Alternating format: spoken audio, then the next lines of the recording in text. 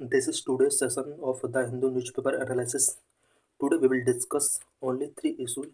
The first issue is related to One Nation, One Election. The second issue is related to Digital Personal Data Protection Act 2023.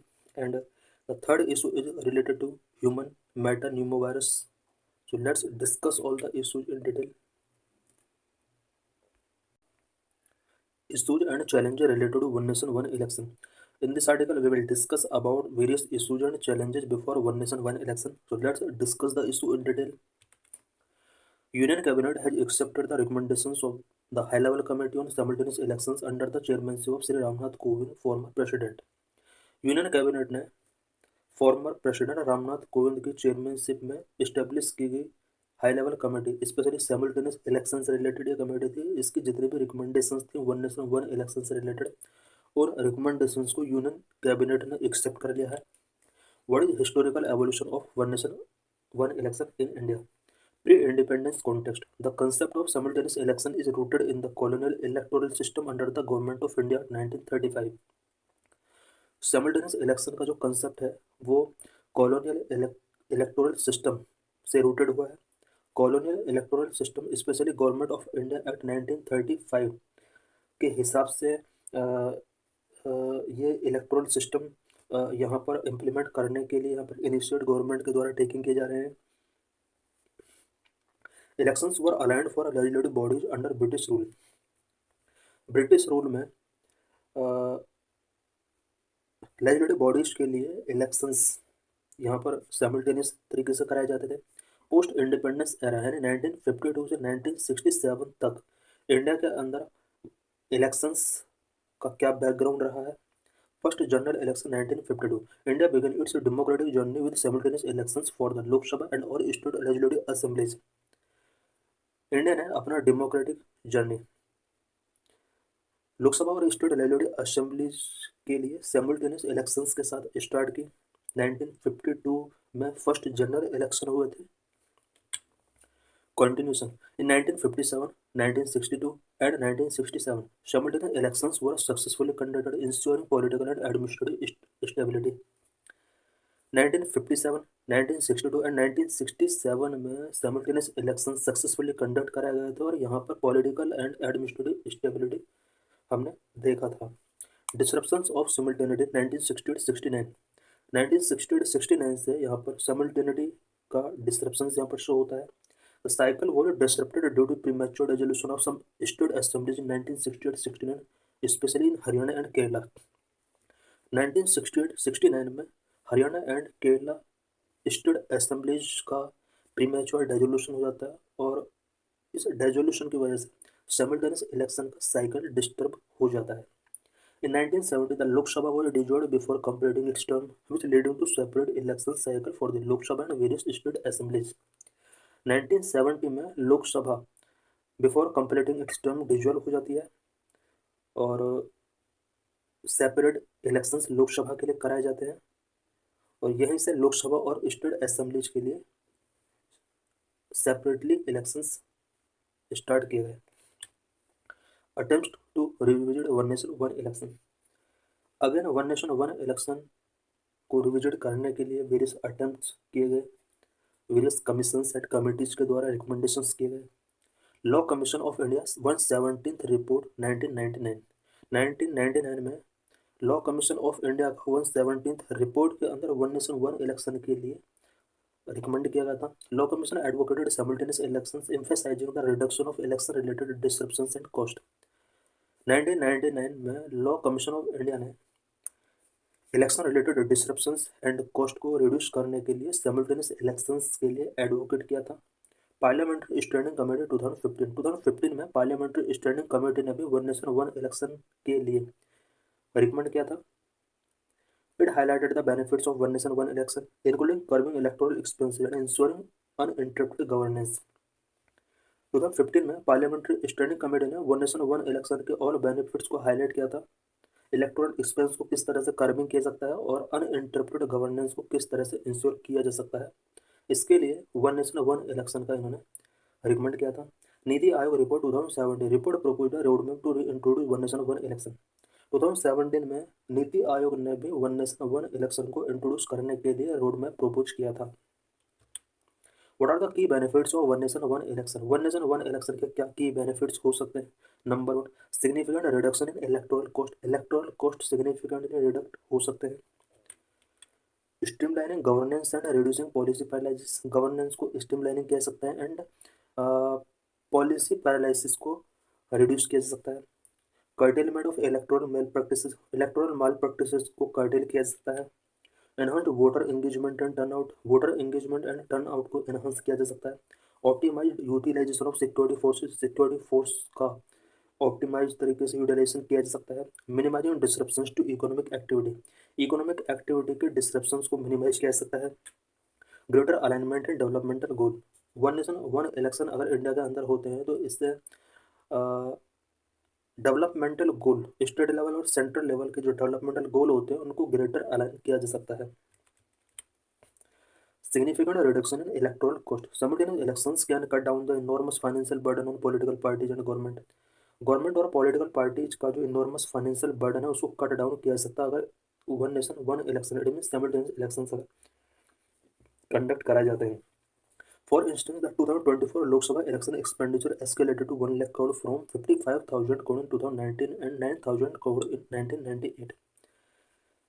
Simultaneous election से political parties और government का जो expense है उसको reduce किया जा सकता है। 1998 में जो जनरल इलेक्शंस हुए थे 9,000 करोड़ रुपीज़ का एक्सपेंडिचर वहाँ पर हुआ था। 2019 में 55,000 करोड़ का एक्सपेंडिचर एंड 2024 जनरल इलेक्शंस में अबाउट 1 लाख करोड़ तक का यहाँ पर पॉलिटिकल पार्टीज एंड गवर्नमेंट के द्वारा एक्सपेंडिचर किया गया है। दिस मनी को इंस्टीट्यूट भी allocated for health care infrastructure and education.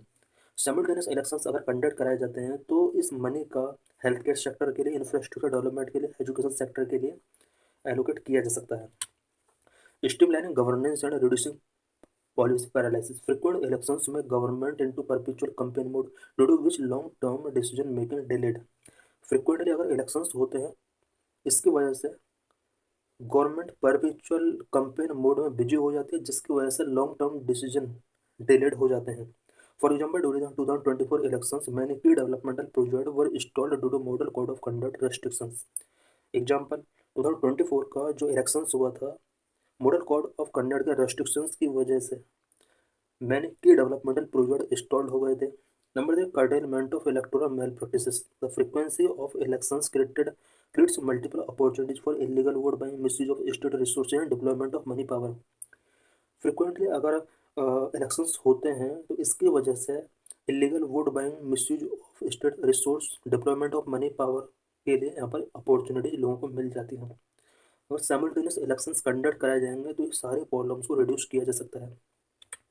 Enhanced voter engagement and turnout. Repeated elections become voter fatigue due to which participation often dropping. Repeated elections अगर होते हैं तो इससे वोटर फैटिग हो जाते हैं जिसकी वजह से वो इलेक्टोरल सिस्टम में पार्टिसिपेट नहीं कर पाते हैं। सिमुलटेनियस अगर इलेक्शंस होते हैं तो इसकी वजह से इस टाइप की प्रॉब्लम्स को सॉल्व किया जा सकता है। Optimising utilisation of security forces. Elections require heavy deployment of security forces hurdles their primary duties. Elections, frequent elections के लिए सिक्योरिटी फोर्सेस का हैवी डेवलपमेंट करना पड़ता है जिससे उनकी प्राइमरी ड्यूटीज में हर्डल्स क्रिएट होते हैं। Minimising disruptions to economic activity. Economic activity के डिसरप्शंस को मिनिमाइज किया जा सकता है अगर सिमुलटेनियस इलेक्शंस कंडक्ट कराए जाते हैं।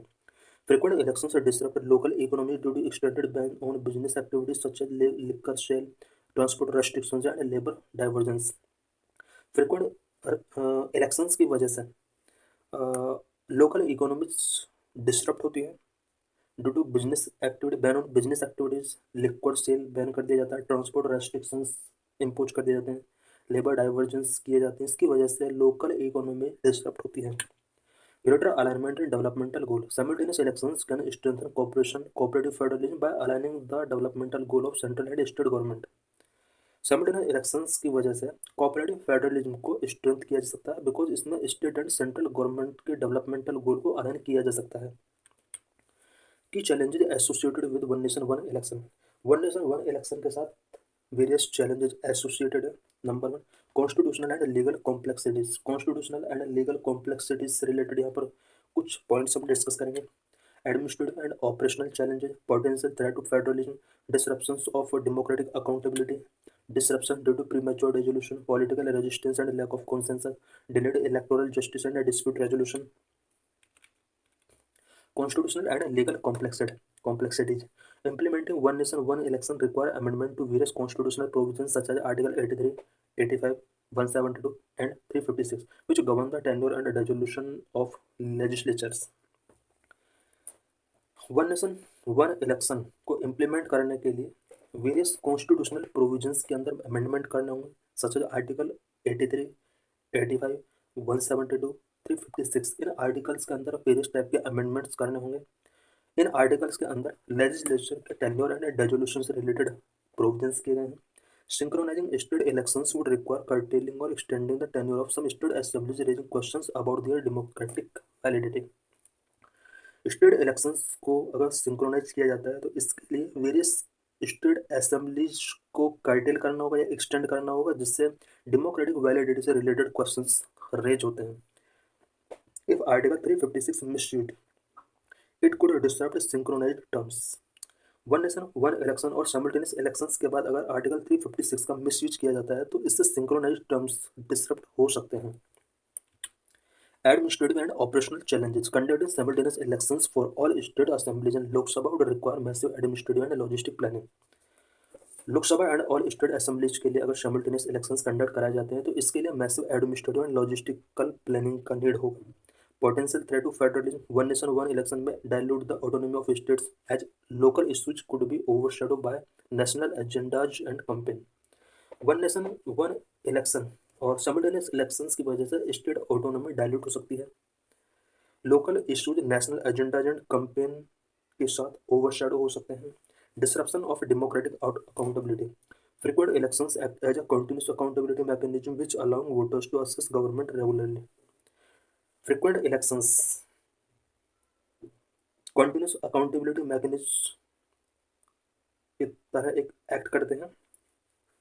जितने भी एमपी एमएलए हैं, फ्रीक्वेंट लेजिस्लेशन या फ्रीक्वेंट इलेक्शंस की वजह से उनकी अकाउंटेबिलिटी कंटिन्यू बनी रहती है, जिससे वोटर्स को गवर्नमेंट को रेगुलरली असेस करने में हेल्प मिलती है। Disruption due to premature resolution, if a government collapse prematurely in centre और in state then entire synchronised election cycle would be disrupted. अगर कोई गवर्नमेंट प्रीमेच्योरली कोलैप्स हो जाती है, सेंट्रल गवर्नमेंट या state assembly, then entire synchronised election cycle disrupt हो सकता है। Political resistance and lack of consensus. One nation, one election idea face resistance from various political parties, especially regional parties who fear losing relevance in the synchronized system.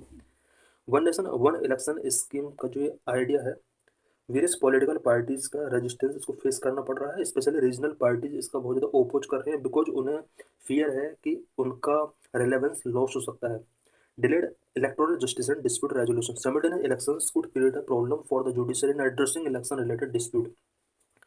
Simultaneous elections की वजह से judiciary में कुछ problems create हो सकती हैं because election related disputes को address करने के लिए जुडिशरी के सामने वेरियस चैलेंजेस आ सकते हैं। How simultaneous elections are against the idea of federalism and democracy. Simultaneous elections federalism and democracy के अगेंस्ट हैं। इससे रिलेटेड कुछ पॉइंट्स हम यहाँ पर डिस्कस करेंगे। The federal structure is sustained by a plurality of political parties, both at state level and central level, and plurality of democratic contest between them. Federal structure तभी sustain रह सकता है जब पॉलिटिकल पार्टीज का central और state level पर plurality होगा और इन पॉलिटिकल पार्टीज के बीच में डेमोक्रेटिक कॉन्टेस्ट अगर कंटिन्यू चलता रहेगा, जिस तरह से आज एवरी ईयर किसी न किसी स्टेट में पॉलिटिकल पार्टीज के बीच कॉन्टेस्ट होता रहता है, तो ये कहीं ना कहीं फेडरल स्ट्रक्चर को स्ट्रॉन्ग करने का वर्क करता है। Simultaneous election undermining this plurality. Simultaneous elections political parties की इस प्लूरलिटी और डेमोक्रेटिक कॉन्टेस्ट की प्लूरलिटी को अंडरमाइन करता है। Indian democracy at the central level and also at the state level take its own set of claims, demands and aspirations. State level या central level पर Indian democracy के अपने claim होते हैं, डिमांड्स होती हैं एंड एस्पिरेशंस होती हैं। Simultaneous elections may blur these distinct forms and arenas of democracy. As a result, state level issues will be subsumed into the national. Simultaneous elections की वजह से ये distinct forms and arena democracy के blur हो सकते हैं. As a result state level issues national level issues से subsumed हो सकते हैं. What measures can be adopted for effective implementation of one nation one election? One nation one election के effective implementation के लिए क्या क्या मेजर्स टेक किए जा सकते हैं? Number one, creating a digital electoral management system. Digital electoral management system create करने की नीड है. Use of artificial intelligence for electoral resource allocation. Electoral resource allocation के लिए आर्टिफिशियल इंटेलिजेंस के यूज को इंक्रीज करना होगा. Number four, strengthening federal safeguard for regional representation. Regional representation के लिए फेडरल सेफगार्ड को स्ट्रॉन्ग करना होगा. Citizen engagement through participatory democracy mechanism. Participatory democracy mechanism के थ्रू सिटीजन के एंगेजमेंट को इंक्रीज करना होगा. Conditional financial incentives for state to align one nation one election terms. One nation one election terms के साथ states को align करने के लिए कंडीशनल फाइनेंशियल इंसेंटिव्स इन्हें प्रोवाइड किया जा सकता है. Establishment of a contingency election fund. Contingency election fund establish किया सकता है. Gradual integration of digital voting platform. Digital voting platform के लिए ग्रेजुअल इंटीग्रेशन करना होगा. Creating a digital electoral management system. Need to develop a comprehensive digital platform to manage one nation one election complex logistics. One nation one election के complex logistics को manage करने के लिए comprehensive digital platform develop करना होगा. Digital electoral management system could integrate polling booth allocation, voter rolls, candidate filling and result management.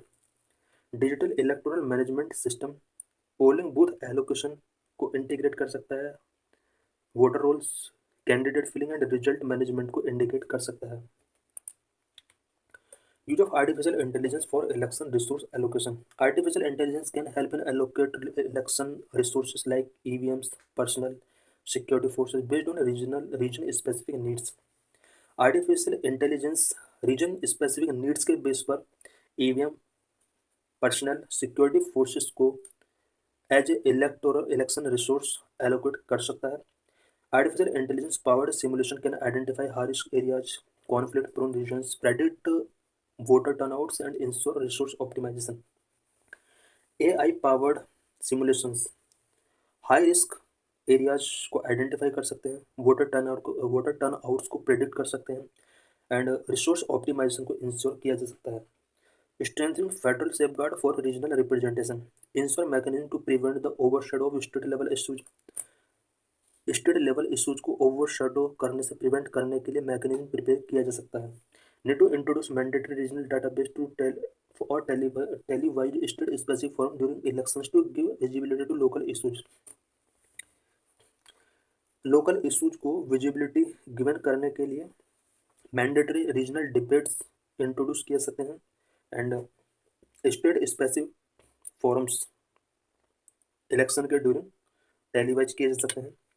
Citizen engagement through participatory democracy mechanism. Encourage citizens to participate in shaping simultaneous elections.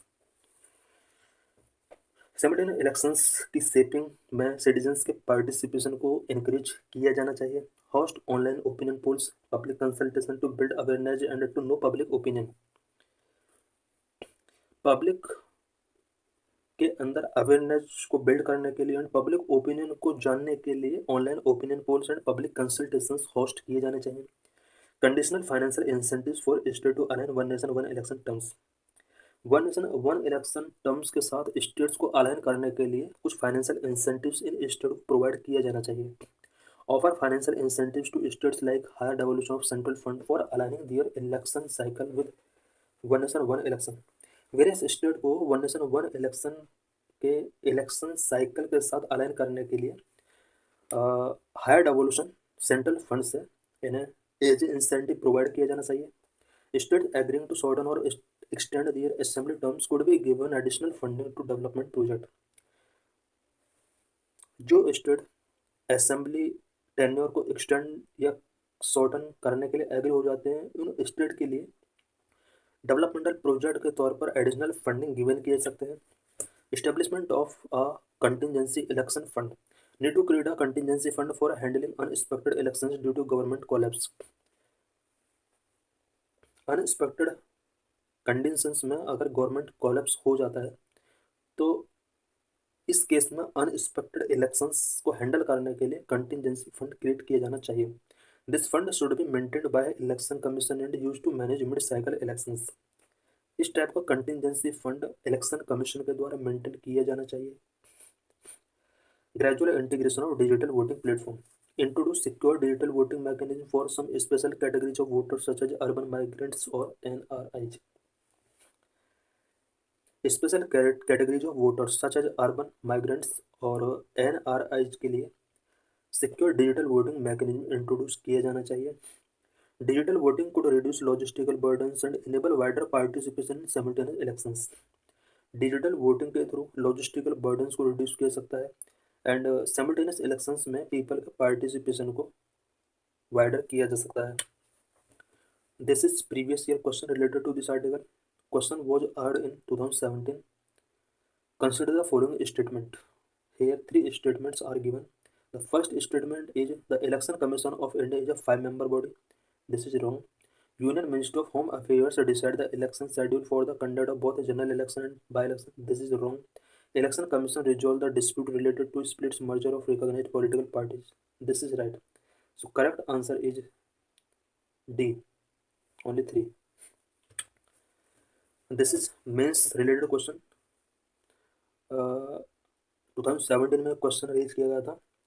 Question simultaneous election to the Lok Sabha and state assemblies will limit the amount of time and money spent in electioneering, but it will reduce the government accountability to the people.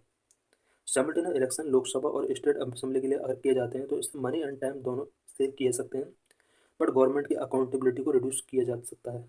Discuss करना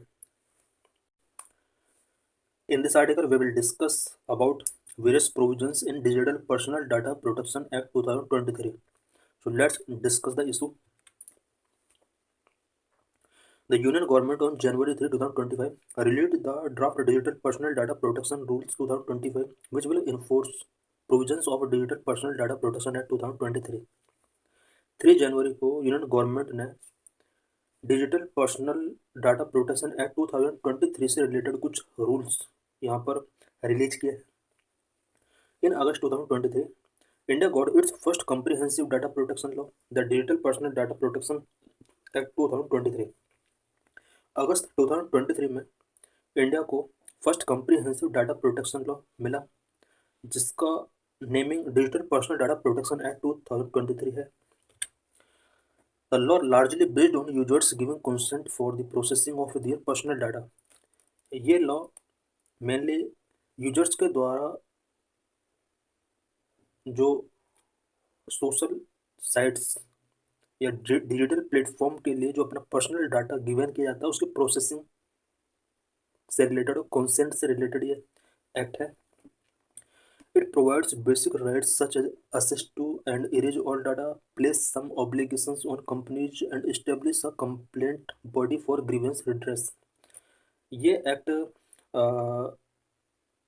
कुछ basic rights से related इसमें provisions किए गए हैं, such as data को किस तरह से असेस किया जाएगा, डाटा को एरेज करने का यहाँ पर बेसिक राइट मिला हुआ है यूजर्स के लिए, कंपनीज के लिए कुछ ऑब्लिगेशंस यहाँ पर पुट किए गए हैं, कंप्लेंट बॉडी इस्टेब्लिश की गई है ग्रीवेंस रिड्रेसर के लिए। Typically data protection law exempt journalistic activities from privacy obligations such as notifying users and taking their consent before using their personal data. Typically data protection law से journalist को exempt किया जाता है या जर्नलिस्टिक एक्टिविटीज़ के लिए यहाँ पर एग्जाम्पशंस यानी कुछ यहाँ पर इन्हें फ्री किया जाता है प्राइवेसी ऑब्लिगेशंस से related such as notifying user and taking their consent. Journalist को यूजर्स को नोटिफाई करना नहीं चाहिए, उनकी कंसेंट टेकिंग करना नेसेसरी नहीं होना चाहिए, but this law cartel journalistic free speech. But ये जो DPDP एक्ट है इसमें जर्नलिस्टिक फ्री स्पीच और उनके राइट्स को कर्टेल करता है। How DPDP act privacy rule affect journalistic free speech right. DPDP act के अंदर जो प्राइवेसी रूल है ये किस तरह से जर्नलिस्टिक फ्री स्पीच और अदर टाइप्स के राइट को अफेक्ट करता है। Imagine that you are a journalist writing about a MP and his performance. For your story, you use information from their lives, such as the meeting they held, where and with whom, the towns, villages and cities they travel to. कोई journalist है, अगर वो आ, किसी MP के performance के बारे में right करना चाहता है, उसकी स्टोरी के लिए उसे उसकी लाइफ से रिलेटेड, इट मीन्स एमपी के लाइफ से रिलेटेड मीटिंग्स दे हेल्ड, उन्होंने कौन कौन सा मीटिंग किया, कहाँ किया, किसके साथ मीटिंग हुआ, किस टाउन विलेज एंड सिटीज के अंदर उन्होंने ट्रैवल किया, इससे रिलेटेड सारा इन्फॉर्मेशन जर्नलिस्ट को चाहिए होता है। How often did they use a private jet और अ चार्टर्ड प्लेन, वो प्राइवेट जेट या चार्टर्ड प्लेन का यूज करते हैं, ये कौन सा प्लेन यूज करते हैं। What about their financial background and also the investment made by their close family members, financial background के बारे में या फिर उनके क्लोज मेंबर्स के द्वारा इन्वेस्टमेंट से रिलेटेड इन्फॉर्मेशन किसी भी जर्नलिस्ट को एक एमपी या एमएलए से चाहिए होती है। Most of this information is not available in the public domain and needs a lot of research. Most of this information public domain में नहीं होता है और लॉट्स ऑफ रिसर्च की नीड होती है। All this information about an MP is their personal data which is data protected under the DPDP act. MP के बारे में ये सारा इन्फॉर्मेशन अब पर्सनल डाटा है और डीपीडीपी एक्ट के अंदर इसको प्रोटेक्ट किया गया है।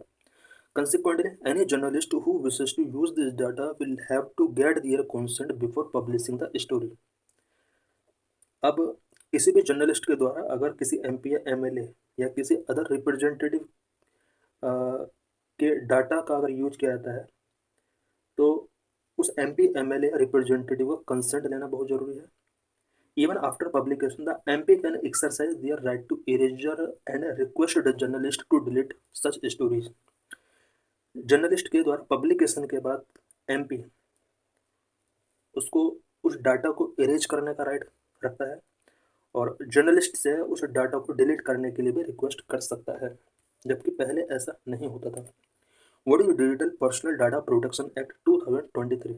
डिजिटल पर्सनल डाटा एक्ट 2023 से रिलेटेड कुछ पॉइंट्स हम यहाँ पर डिस्कस करेंगे।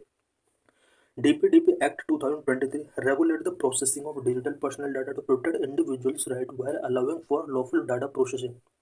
DPDP Act 2023 पीपल के डिजिटल पर्सनल डाटा को प्रोटेक्ट करने के लिए कुछ रेगुलेशंस का प्रोविजन करता है सो दैट पीपल के राइट ऑफ प्राइवेसी को प्रोटेक्ट किया सके। It sets obligations for data fiduciaries, entities like social media platform and government department that handle data. DPDP Act data fiduciaries such as social media platform, government department that handle data के लिए कुछ obligations यहाँ पर set करता है। Introduces penalties for violation to ensure compliance. Compliance का अगर violation किया जाता है तो इसके लिए इस एक्ट के अंदर कुछ पेनल्टीज इंट्रोड्यूस की गई हैं। Core principles of DPDP act. DPDP act के कोर प्रिंसिपल्स क्या क्या हैं। Consent is important. Personal data must be used in a lawful, consented and transparent manner. Personal data को lawful, consented and transparent manner में ही use किया जा सकता है। Data minimisation. Only necessary data for specified purpose to be collected. Specified purpose के लिए ही necessary data collect किया जा सकता है, only necessary. Accuracy, ensure the data collected is up to date and accurate. Data accurate and up to date होना चाहिए। Storage limitation, data should not be kept longer than necessary. longer than necessary data collect नहीं किया सकता। Purpose limitation, data can only be used for the purpose as stated at the time of collection. Collection के time पर जो purpose state किया गया था data उसी के लिए यूज होना चाहिए। Security, adequate measures must be taken to protect the users data. Users data को प्रोटेक्ट करने के लिए एडिक्वेट मेजर्स टेकिंग किए जाने चाहिए। Accountability, entities must be accountable for their data practices. Data practices के लिए एंटिटीज को अकाउंटेबल होना चाहिए। Penalties are provision for breaches and non compliance of rule. Rules का अगर नॉन कंप्लायंस किया जाता है, ब्रीचेज किया जाता है पेनल्टीज इसके अंदर प्रोविजन की गई हैं। राइट्स फॉर इंडिविजुअल्स या यूजर्स के लिए किस टाइप के राइट्स यहाँ पर इंश्योर किए गए? Right to access, individual can find out about what personal data is processed. Individuals को फाइंड आउट करने का राइट है कि उनका कौन सा डाटा प्रोसेस्ड किया गया है। Correction and eraser, individual can delete और करेक्ट दियर डाटा। इंडिविजुअल को ये राइट है कि वो अपने डाटा को करेक्ट कर सकते हैं, इरेज कर सकते हैं। Grievance redressal body, a body to individual to raise concern and complaint. Individuals या यूजर को अपने कंसर्न रेज करने के लिए, कंप्लेंट रेज करने के लिए ग्रीवेंस रिड्रेसल बॉडी यहाँ पर इस्टेब्लिश की गई है। Nomination, users can nominate someone to exercise their right in case in incapacity और डेथ। यूजर्स अगर डेथ हो जाता है या इनकैपेसिटी हो जाता है तो इसके राइट को एक्सरसाइज करने के लिए यूजर अपना नॉमिनेट यहाँ पर फिक्स कर सकता है। ऑब्लिगेशंस फॉर डाटा फ्यूडिशरीज यानी कंपनीज या फिर सोशल मीडिया प्लेटफॉर्म के लिए कुछ यहाँ पर ऑब्लिगेशंस पुट किए गए हैं। Security, implement safeguard against data breaches of users. अगर यूजर्स का डाटा ब्रीच होता है तो इसके अगेंस्ट इम्प्लीमेंटेशन सेफगार्ड को इम्प्लीमेंट किया जाना चाहिए। Data eraser, delete data when consent withdrawal और नो लॉन्गर नीडेड। कंसेंट अगर यूजर के द्वारा विड्रॉ कर लिया जाता है और डाटा को नो लॉन्गर नीड है तो उसको डिलीट किया जाना चाहिए फ्यूडिशरीज के द्वारा। Notification, inform the affected individuals और board when data breaches. Data अगर ब्रीच होता है तो फ्यूडिशरीज की ऑब्लिगेशन है कि इंडिविजुअल्स या फिर बोर्ड को इन्फॉर्म करें। Grievance redressal, establish a system to address individuals queries and complaint. Individual की क्वेरीज एंड कंप्लेंट्स को एड्रेस करने के लिए सिस्टम एस्टेब्लिश ऑल फ्यूडिशरीज को करना होगा।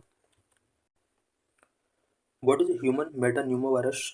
In this article, we will discuss about various causes of HMPV and how we can protect from HMPV. So let's discuss this issue. What is human metapneumovirus? Human metapneumovirus are respiratory virus that causes mild infections similar to that caused by common cold. Human metapneumovirus HMPV एक respiratory virus है जिसकी वजह से mild infections cause हो सकते हैं।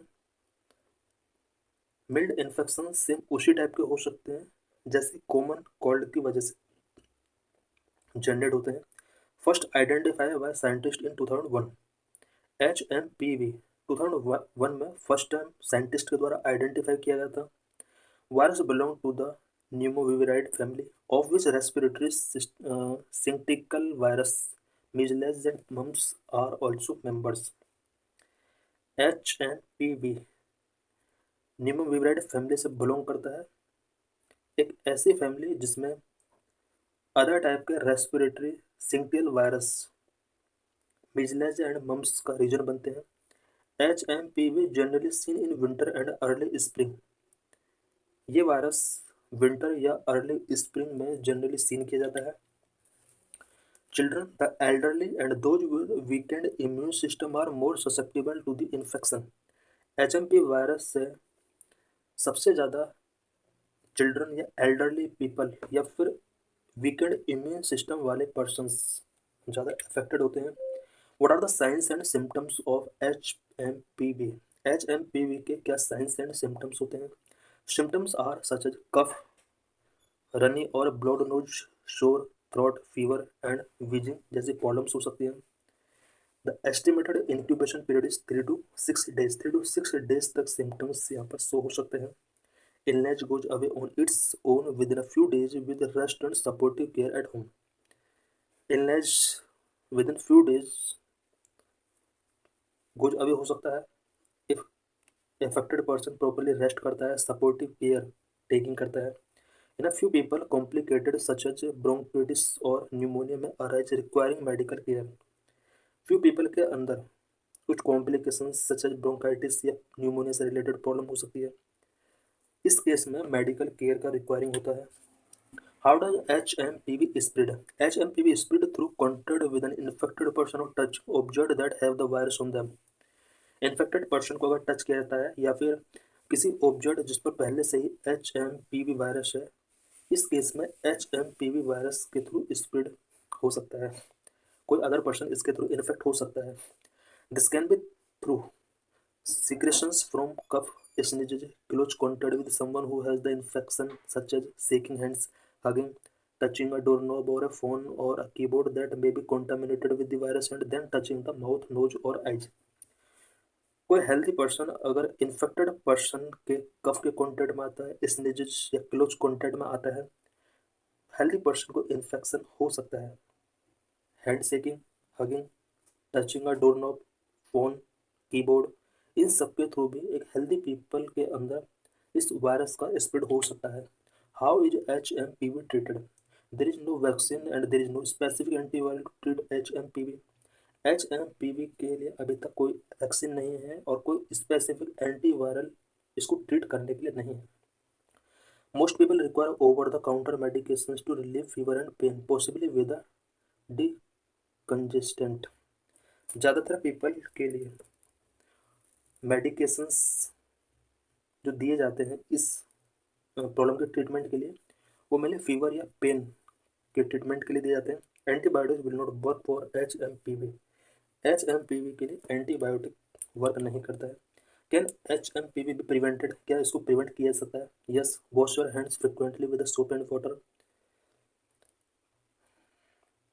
Hands को frequently soap and water से वॉश करना होगा। Avoid close contact with infected person के साथ क्लोज कॉन्टैक्ट नहीं आना है। And wear a mask if you think you may be infected. अपने को प्रोटेक्ट करने के लिए मास्क वियर किया जा सकता है। So thanks for watching this video.